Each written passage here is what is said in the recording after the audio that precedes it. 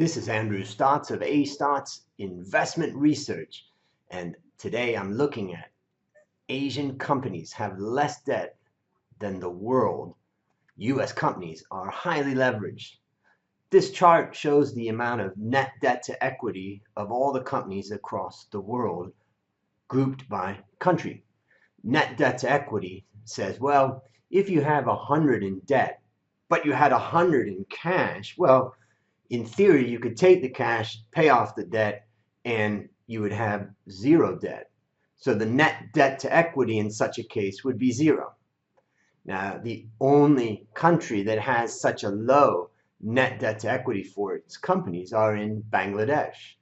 In Bangladesh, all the way to the right, we can see that Bangladeshi companies borrow very little amount of money, and they must have reasonable amount of cash on the balance sheet. Now, if we go to the other end of that, look at companies in Israel and Argentina and Portugal as an example. Those companies have a huge amount of debt relative to the cash on their balance sheet. Now, the global average we can see for the world, the net debt to equity is 56%.